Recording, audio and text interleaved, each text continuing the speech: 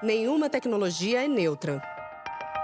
A inteligência artificial traz possibilidades inéditas de controle da sociedade, de direcionamento do que enxergamos, de viés preconceituoso, de uso de inverdades. Mas abre também novos caminhos de criação artística e de crítica.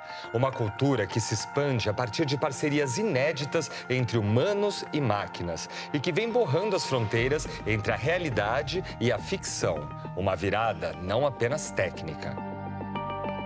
Inteligência artificial, submissão e subversão. Tema desta série do Café Filosófico.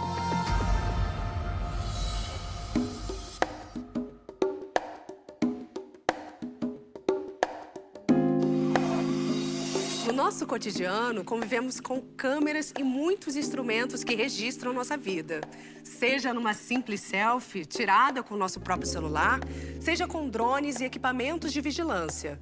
Nosso rosto, nossa atividade cotidiana, o movimento das cidades, tudo vira registro visual. Tanta tecnologia de imagem nos permite viajar para lugares e culturas distantes das nossas. Registrar memória, aproximar distâncias e matar saudades. Cria novo olhar sobre o que já nos é familiar. Como devemos mediar nossa relação com essas máquinas que melhoram a visão humana e que, por outro lado, nos leem e classificam, que podem nos controlar e manipular? Quero começar falando, lembrando, né, que a história da visão, né, e a história do controle é uma história atravessada, né, por tecnologias e por aparatos técnicos, né? É uma história de conexão entre humanos e máquinas. Por mais que hoje a gente viva uma intensificação, essa história ela é longa, ela não começou ontem, né? E a gente pode dizer com alguma tranquilidade que a história social e cultural da visão é inseparável da mediação técnica. Talvez não tenha mais como a gente se lembrar o que poderia ser uma visão não mediada tecnicamente. Desde os mais antigos instrumentos ópticos, passando pelo microscópio, telescópio, fotografia, raio-x, cinema, depois, né, mais tarde, tecnologias digitais, sensores, vídeo, né, satélites, câmeras de vigilância, ferramentas de geolocalização, drones, etc. Os aparatos técnicos têm partilhado conosco o nosso modo de ver o mundo, né?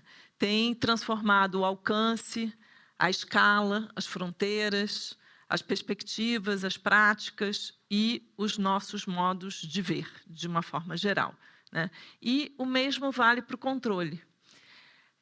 Os modos de exercício do controle também sobre corpos, sobre indivíduos, sobre territórios, sobre populações, também é inseparável da mediação técnica. Não apenas a tecnologia é uma ferramenta do controle, como ela é determinante do modo como o controle se exerce, né? Ela altera o modo como o controle se exerce.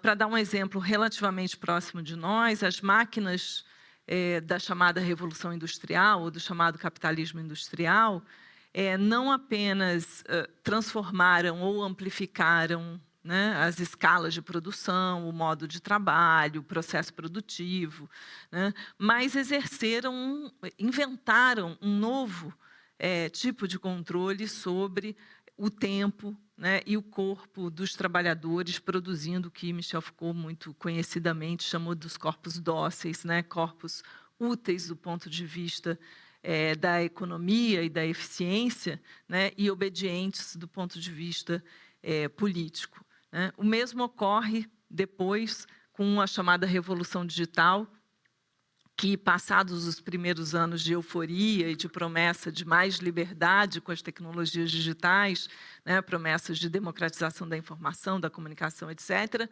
esse aparato de tecnologias digitais também se mostra um aparato, um imenso aparato de controle e de vigilância. Então, esses domínios convivem, né? Em muitos momentos, inclusive, visão e controle andam juntos, né? E as máquinas de visão são também máquinas de controle, em muitos casos. E isso acontece, em alguma medida, continuando a própria história da visão como um sentido privilegiado de conhecimento e de controle na história ocidental, né? Tem muitos autores, o Martin Jay, o Richard Hort, entre outros tantos, que vêm mostrando o quanto que a visão, né, no espectro dos nossos sentidos, diferentemente do tato ou da audição, etc., o quanto que a visão tem dominado, né, tem sido central na história ocidental, no exercício, como sendo o sentido privilegiado tanto da produção de conhecimento quanto da produção de controle, porque quem conhece, quem tem o saber, também tem o poder, né, sobre as coisas e sobre o mundo, né? Isso está claro no próprio vocabulário epistemológico, né? A ideia de especulação, reflexão, ponto de vista, observação, perspectiva, né? Todas essas metáforas escópicas, óticas, perpassam, né, o entendimento do que é conhecer e remetem à visão. Um dos autores que talvez mais tenham insistido nessa conexão entre visão e controle, talvez tenha sido Paul Virilio, né? O Virilio sempre teve fama no mundo acadêmico e intelectual de ser um sujeito muito catastrofista, muito pessimista. E, em 88, felizmente ou infelizmente, ele já via, de alguma maneira, alguns indícios do mundo que estamos vivendo hoje. Agora, os objetos me percebem, escreveu o pintor Paul Klee nos seus cadernos. Essa afirmação, no mínimo surpreendente, tornou-se em pouco tempo objetiva e verídica. Já não se fala da produção próxima de uma máquina de visão, capaz não somente do reconhecimento dos contornos de uma forma, mas ainda de uma interpretação completa do campo visual, da encenação próxima ou distante de um ambiente complexo. Não se fala ainda da possibilidade de uma visão sem olhar, em que a câmera de vídeo será submetida a um computador, esse último assumindo para a máquina, e não mais para um telespectador qualquer, a capacidade de análise do meio ambiente, a interpretação automática do sentido dos acontecimentos nos domínios da produção industrial, da gestão de estoques ou ainda da robótica militar, escreveu o filósofo Paul Virilio em 1994. Uma outra referência incontornável, que eu já mencionei aqui brevemente, é o Michel Foucault, no seu famoso livro Vigiar e Punir, onde ele vai definir a modernidade, né, como uma época, uma era da vigilância, mas eu gosto muito de uma frase: a visibilidade é uma armadilha. É próprio do século XIX ter aplicado ao espaço de exclusão a técnica de poder própria do quadriculamento disciplinar. O panóptico de Bentham é a figura arquitetural dessa composição. Na periferia, uma construção em anel.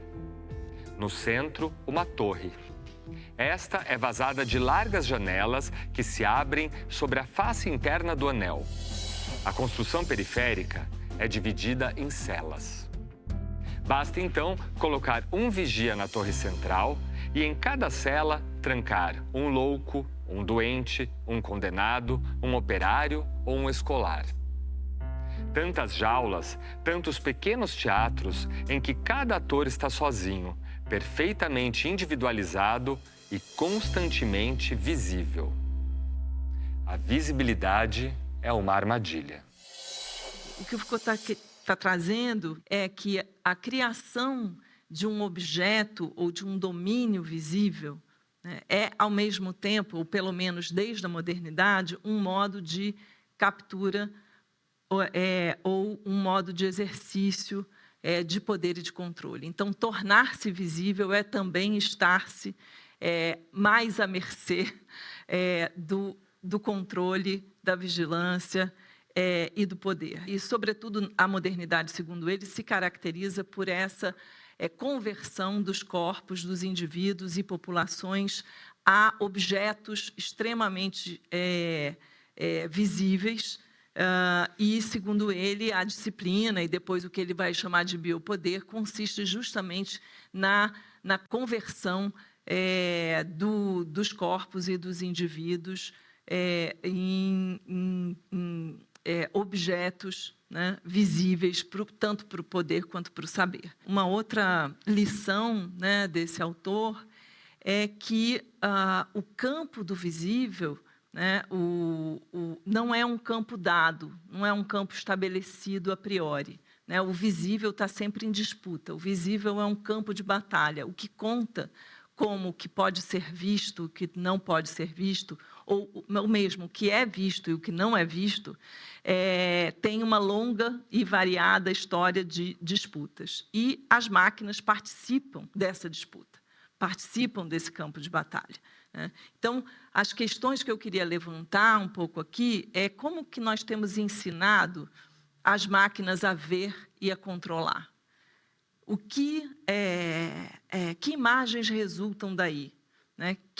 Segundo que sentidos ou que princípios estéticos e políticos a gente constrói máquinas de visão e de controle, né? Que transformações também sobre o sentido da visão e o sentido do controle decorrem daí, né? O que isso nos ensina sobre nós mesmos e sobre nossa relação com as máquinas, com a visão e com o olhar, né? O que a gente tem visto e o que temos deixado de ver com essas máquinas.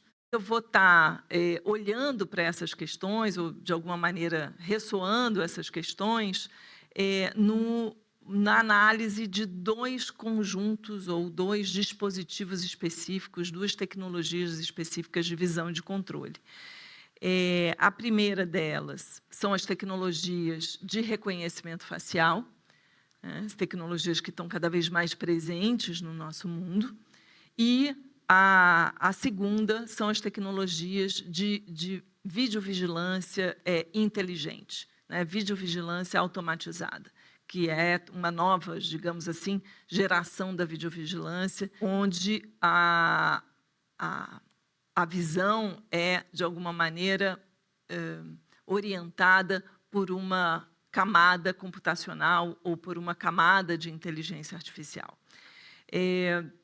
Então, eu vou ressaltar duas características mais gerais desses dois conjuntos de tecnologias, né? Uma primeira característica é que essas tecnologias elas marcariam a passagem da imagem técnica, ou seja, de imagens produzidas por máquinas, né, para o que seriam as máquinas de visão, lá nos termos do Paul Virilio, né? Enquanto que tecnologias como fotografia, cinema, vídeo, por exemplo, marcariam a emergência em larga escala da imagem técnica, né? Imagens produzidas por máquinas e não mais pela mão humana, mas que ainda estavam dirigidas para o olhar humano. Eram produzidas para serem vistas pelos homens. Ainda estavam completamente no domínio ou no espectro do olhar humano. Enquanto que as máquinas de visão computacional, elas seriam, né, segundo uma série de autores, especialmente essas de visão computacional, elas não mais produzem uma imagem visível para o olho humano, mas sim uma imagem legível por máquinas. Ou seja, são imagens que talvez nem mais mereçam o nome de imagens, né? Mas, enfim, por falta de outro nome, são imagens feitas por máquinas e para máquinas, que já estão fora do campo do olhar humano. não apenas elas não são legíveis ou visíveis para o olho humano, como elas precisam ser traduzidas para que possam, de alguma maneira, integrar, né, o nosso universo, o nosso regime visual. O André Mintz mesmo vai propor que essas máquinas de visão, elas produzem um novo tipo de regime visual, que seria o que ele chama de uma visualidade computacional, né? Onde uma gigantesca massa de imagens e de dados invisíveis para o olho humano e, mais uma vez, legíveis para as máquinas, alimentam uma série de processos de tomada de decisão, de ação e de controle, né?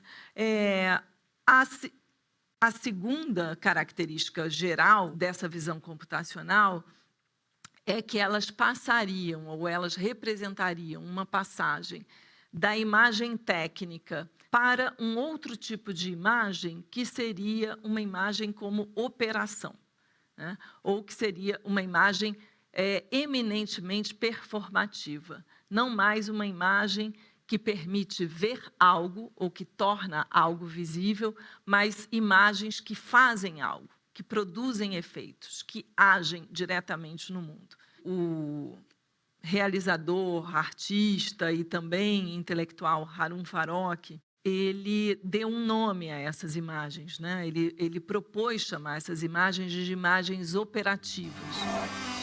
No próximo bloco, A selfie e o reconhecimento facial vão trazer uma nova camada aí, ou novos sentidos para a face no nosso mundo.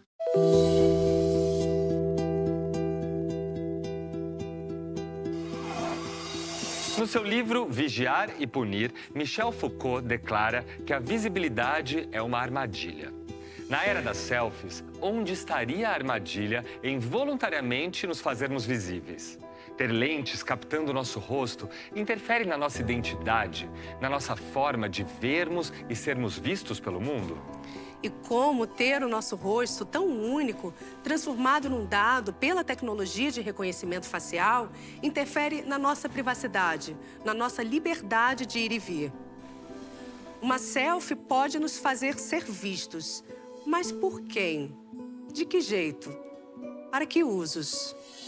A tecnologia de reconhecimento facial, ela enfim, muitos de vocês usam de diversas maneiras, né? Mas ela é, assim, em termos técnicos, uma forma de reconhecimento automatizado da face humana, né? E ela, de modo geral, tem sido utilizada com 3 maiores funções, né? Uma função de verificação, que é saber se você é você, né?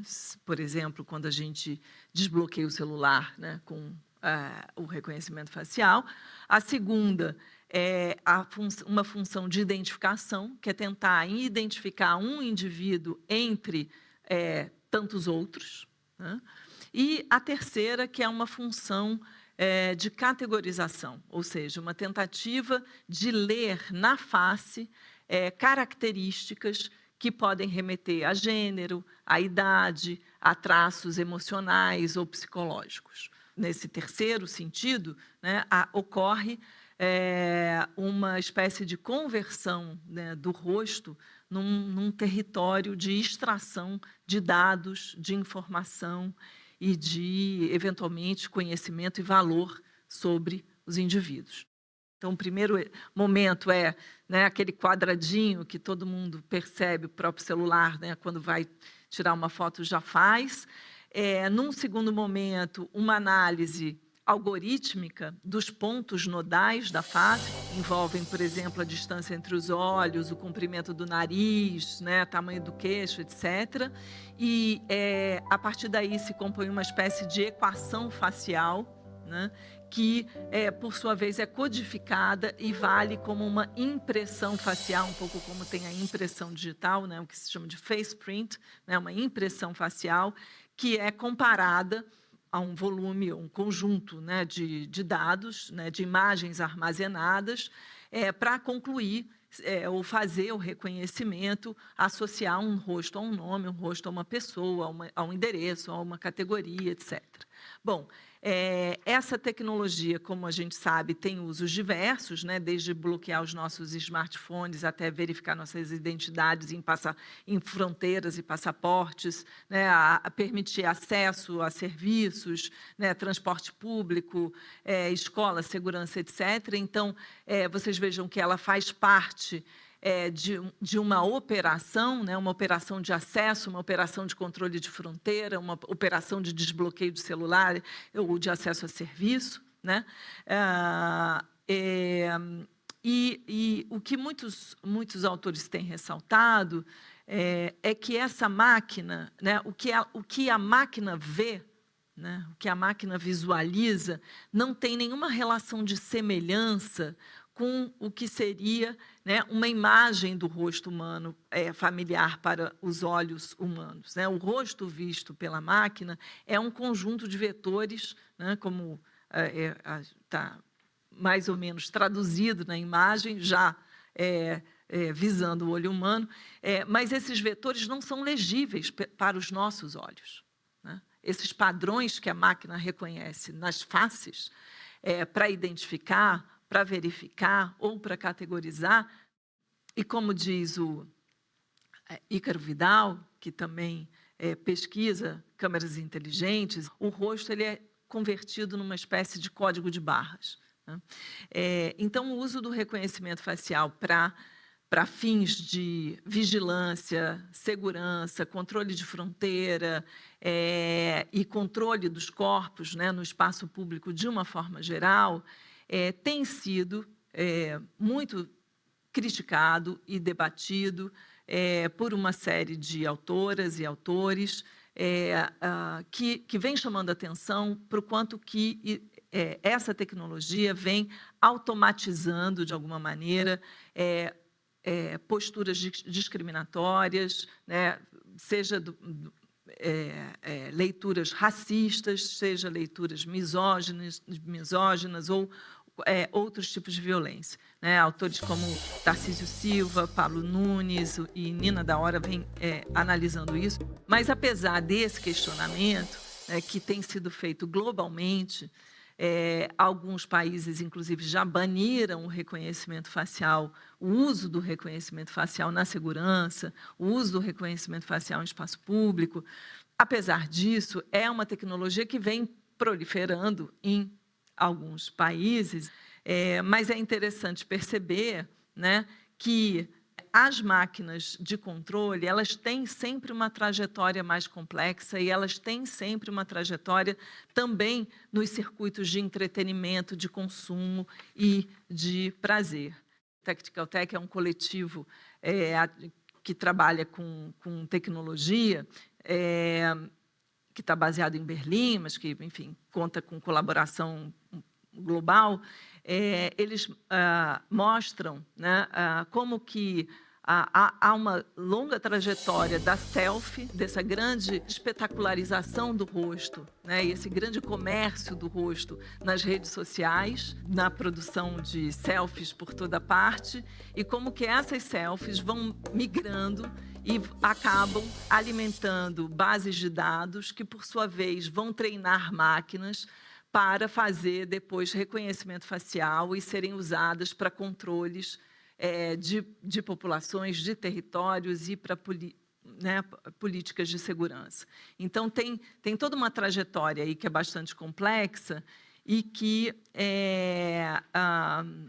vale a gente olhar para elas, porque a gente só consegue entender como que certas tecnologias de controle e de vigilância se tornam tão familiares e tão aceitas e tão banalizadas no nosso mundo, se a gente entende que a trajetória dessas tecnologias ela é muito mais complexa do que propriamente uma operação de repressão ou de controle ou de poder, ou seja, ela passa também por circuitos de sedução, por circuitos de reconhecimento, de desejo e por aí vai. E é muito curioso que nesse mundo, né, em que o nosso rosto migra por toda parte, né, é um mundo também que produz uma tecnologia que visa atrelar o rosto à pessoa, né? Ao mesmo tempo que os rostos começam a se descolar dos corpos e a migrar, né, por diversos dispositivos por toda parte, passam a habitar bases de dados as mais diferenciadas, né, há uma tecnologia que procura recolocar, digamos assim, né, reidentificar os rostos e atrelar os rostos aos seus corpos. Bom, tem aí, claro, todo um regime de visualidade que impacta enormemente no sentido que o rosto, que a face, passa a ter na nossa sociedade, né? A sociedade ocidental, já há algum tempo, é uma sociedade que atrela o rosto à intimidade, à singularidade de cada um, né? O nosso rosto está sempre à mostra, né? O nosso rosto é uma dimensão do nosso corpo que não apenas está associada a uma certa intimidade, está associada a uma singularidade, mas é também uma dimensão relativamente mais vulnerável do nosso corpo, né? E da mesma maneira que, de alguma maneira, o cinema, né, vai inventar também o close, né, e vai colocar o rosto, né, no centro, né, de uma cultura do espetáculo, permitindo aí uma série de ressignificações também e de novas identificações com essa dimensão do nosso corpo. A selfie e o reconhecimento facial vão trazer uma nova camada aí, ou novos sentidos para a face no nosso mundo, né? Então, tem aí uma mudança, né, no estatuto político da imagem do rosto e do próprio rosto na nossa sociedade.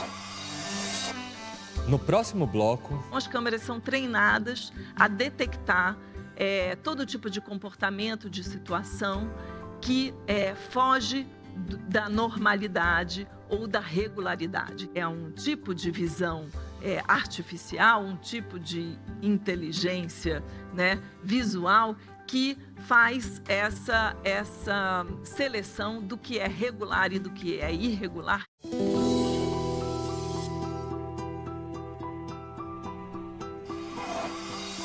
Quantas vezes temos nossa imagem captada num só dia? Câmeras de segurança nas casas e prédios, nos radares de trânsito, nas videoconferências de trabalho, câmeras que liberam ou vetam o nosso acesso a lugares, que provam onde estivemos e a que horas chegamos e partimos. nesse cinema da vigilância, o que só as máquinas enxergam e revelam sobre o comportamento humano. E ainda, toda essa tecnologia para registrar nossos passos nos deixa mais seguros ou mais vulneráveis?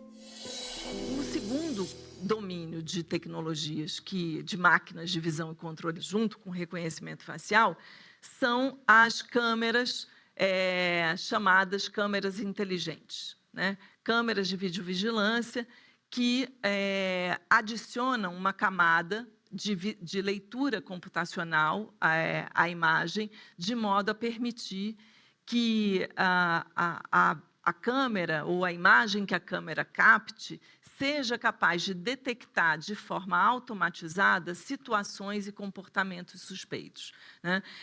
Ou situações de risco ou situações de perigo. Ou seja, a câmera não apenas mais transmite ou registra as imagens, como ela faz uma leitura da imagem e nessa leitura da imagem ela define ou decide o que deve ser visto ou ressaltado nessa imagem e o que deve ser deixado para lá. Vou ressaltar aqui 3 movimentos que essas tecnologias de visão operam, né? A primeira é essa relativa seleção ou ordenação do mundo visível, tentando detectar o que é regular e o que é irregular numa determinada cena, né? Então, por exemplo, né, numa estação de metrô, ou numa estação de trem, ou num aeroporto, em que os corpos estão em movimento, né? Se um corpo fica demasiadamente parado por muito tempo, a câmera detecta esse corpo parado por muito tempo, porque é uma anomalia, é uma irregularidade nesse contexto. Então, as câmeras são treinadas a detectar todo tipo de comportamento, de situação que foge da normalidade ou da regularidade. Então, é um tipo de visão artificial, um tipo de inteligência, né, visual, que faz essa seleção do que é regular e do que é irregular, ressaltando as irregularidades para o foco de atenção dos operadores de câmera, né? É claro que isso tem a ver com a capacidade limitada da atenção humana de prestar atenção nesse grande volume de imagens de vigilância ao qual um operador de câmera está exposto, né? A outra característica é que tem um forte apelo preditivo, né? Ela pretende agir antes do fato, ou desviar ou impedir o acontecimento. Então, ela pretende detectar situações de risco ou situações suspeitas ou condutas suspeitas para impedir a ação, né? Então, nesse sentido, elas são máquinas de visão extremamente performativas também. A terceira característica é que essas tecnologias elas têm um foco muito mais na ação do que num agente.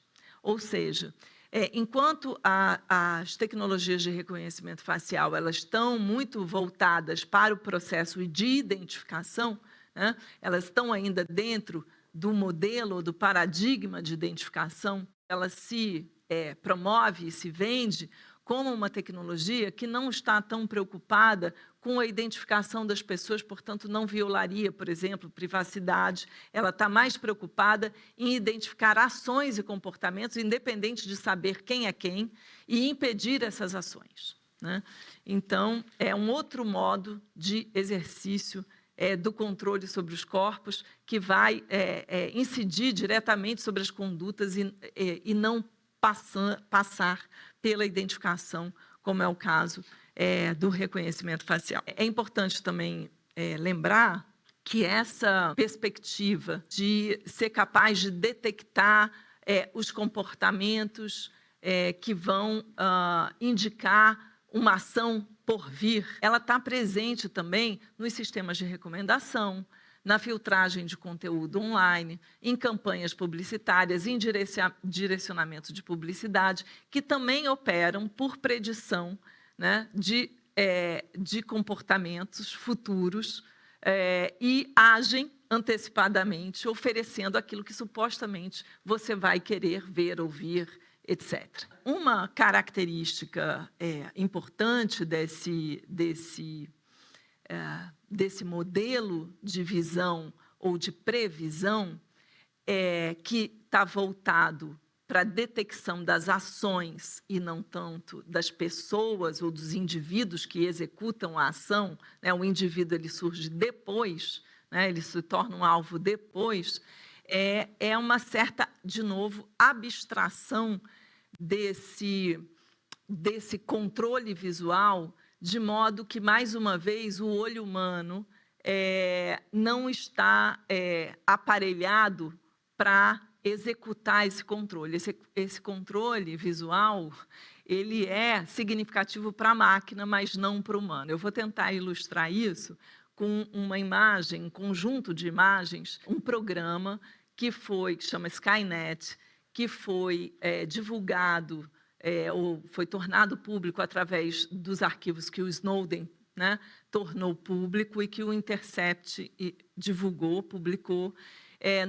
Entre esses muitos documentos, um deles falava de um programa que buscava detectar alvos, padrões de comportamento de pessoas que trabalhavam como mensageiros para redes terroristas. Isso monitorando a rede de celulares, de telefonia móvel, né, do Paquistão. Então, nesse monitoramento, não se sabia quem era quem. Se você tinha ali uma série de telefones, identificadores, né?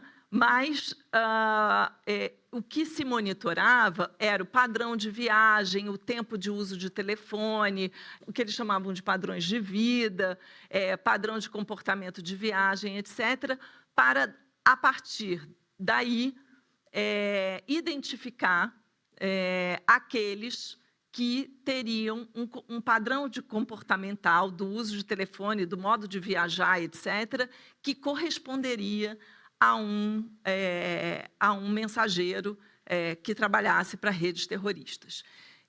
Aquele primeiro grafo, você vê que, para um olho humano, não detecta nada aí, não consegue visualizar nada perto de indivíduos, né? São padrões que a máquina reconhece como indicando um modo de comportamento de um mensageiro que trabalha para a rede terrorista. E a gente finalmente chega num rosto, né? Porque esse padrão parece corresponder, né, a esse indivíduo, e esse indivíduo ele surge como um suspeito a partir daí. Nesse caso, é um falso positivo, porque não se trata de um mensageiro que trabalha para a rede terrorista, mas sim de um jornalista que trabalha para Al Jazeera. Então, tem um nível de abstração e um nível de visualização dos comportamentos e das relações e das comunicações que é de uma ordem não humana, que é de uma ordem maquínica que só depois se traduz num indivíduo suspeito, etc.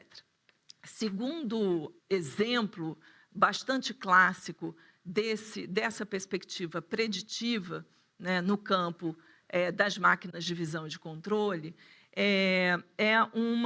um sistema, né, de policiamento preditivo que se chama PredPol, né, que é uma espécie de acrônimo de Predictive Policing, né,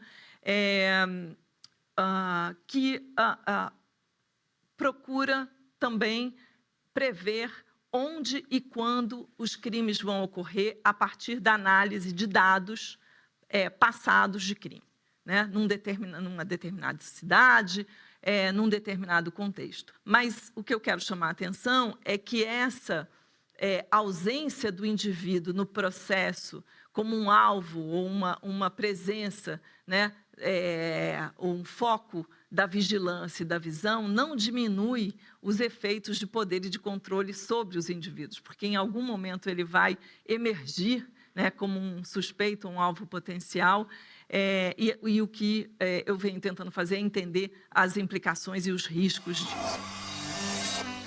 No próximo bloco... Uma tecnologia como reconhecimento facial, né, uma tecnologia que lê, né, no corpo indícios de periculosidade e de suspeição, num país como o Brasil, né, que tem uma estrutura penal, carcerária e policial, e um Estado, a gente pode dizer, extremamente racista, é uma tecnologia que apresenta riscos gravíssimos, né?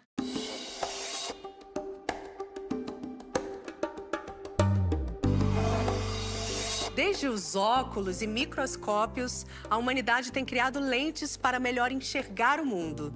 Desde as primeiras câmeras de cinema até os drones, temos assistido ao mundo por imagens geradas pela tecnologia. Agora, com a popularização da inteligência artificial, começamos a nos preocupar com o uso que as máquinas vão fazer das nossas imagens. E nós? Usaremos essas máquinas de enxergar para corrigir as nossas limitações humanas? Ou elas servirão para perpetuar as nossas falhas?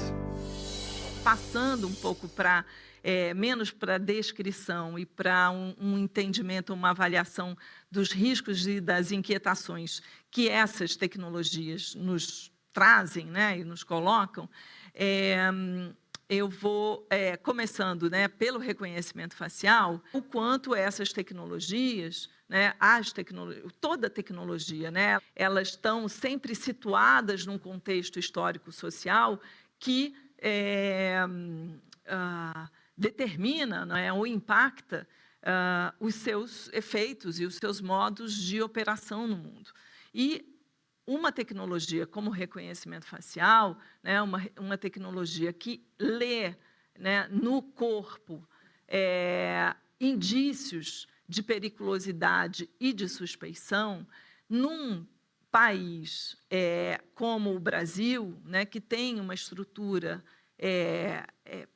penal, carcerária e policial, e um Estado, a gente pode dizer, extremamente racista, é uma tecnologia que apresenta riscos gravíssimos, né? Num trabalho publicado pelo Panóptico, que é um centro de pesquisa dirigido pelo Pablo Nunes, ele mostra, né, como que na Bahia, que é o estado brasileiro que mais prendeu pessoas com base no uso de reconhecimento facial, 87,9% das pessoas abordadas, né, nessas prisões eram do sexo masculino e 90,5% eram negros com uma idade média de 35 anos. Então, assim, a gente vê muito claramente, né, o viés racista, né, dessa tecnologia que está sendo, né,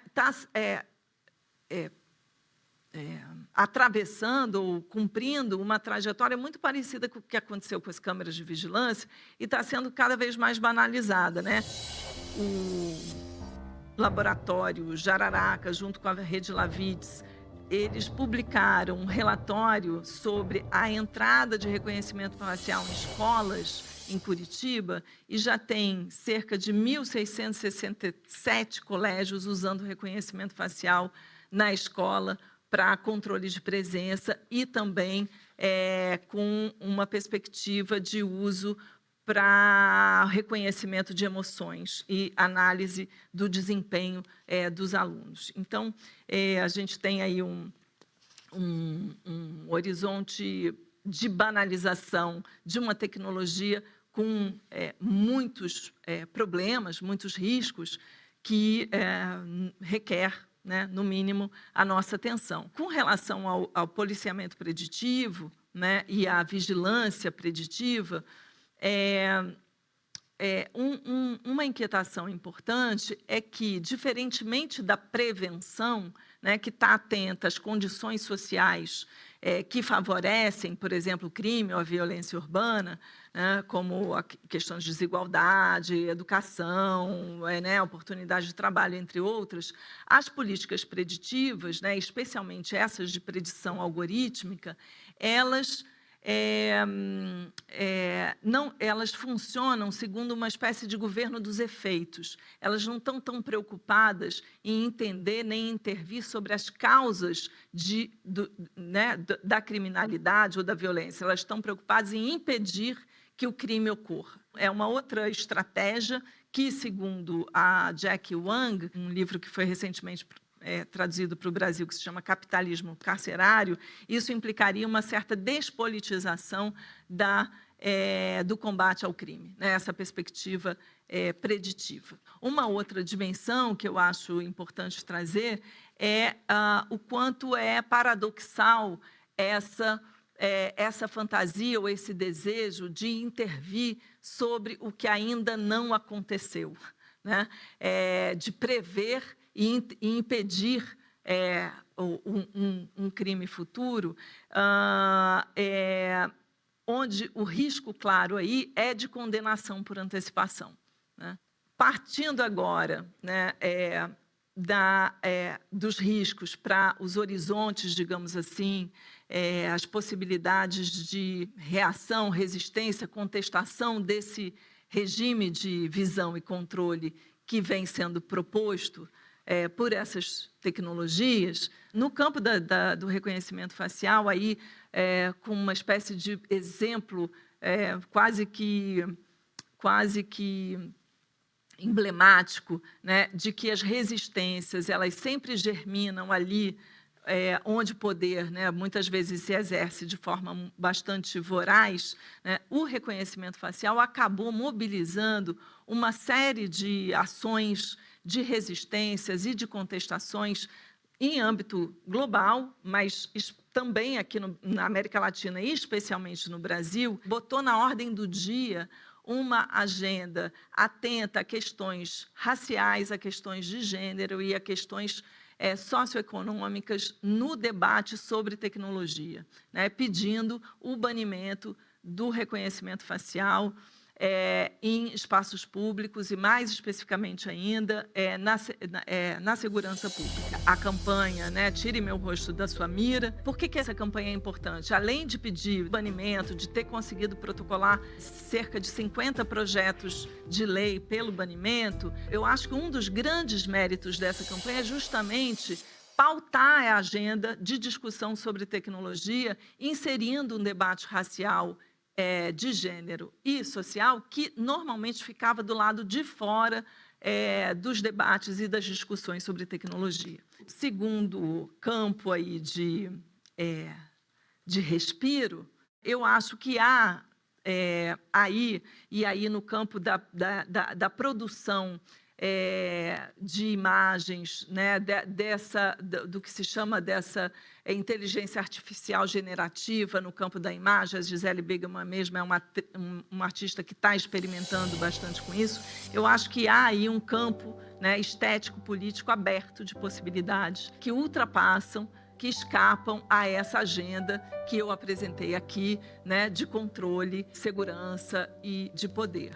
Um terceiro campo é uma tentativa de ver positivamente esse nosso hábito histórico, né, de ver com outros olhos, né, com olhos outros.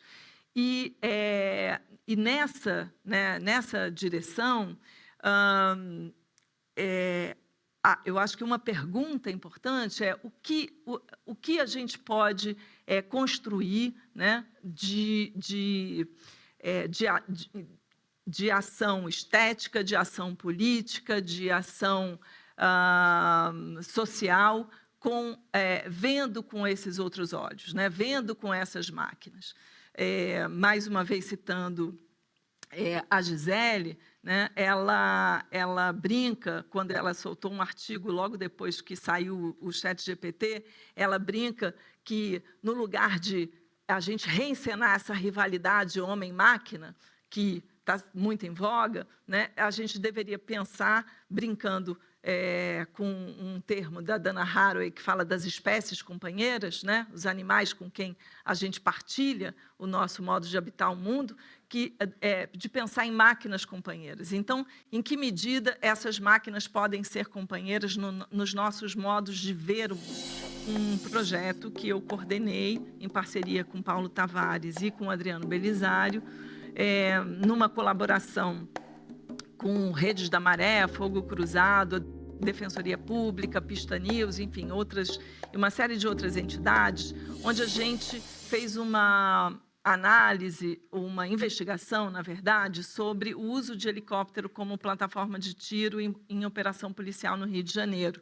Nesse projeto, a gente se inspirou, né, numa metodologia da arquitetura forense que procura, que é uma prática investigativa, né, fundada pelo Eyal Weizman em Goldsmith, mas que tem colaborações, né, e parceiros no mundo todo, e é uma prática investigativa que procura usar, né, tecnologias de visão e de controle, mas para reverter o olhar, né, não para o exercício do controle, mas para produzir evidências sobre violência e violação de direitos por parte de estados e corporações. O nosso desafio ali, naquele contexto urbano, era tentar entender de que maneira, né, o contexto urbano, né, poderia guardar uma memória dessa violência, né, o asfalto da favela, as marcas do tiro no chão,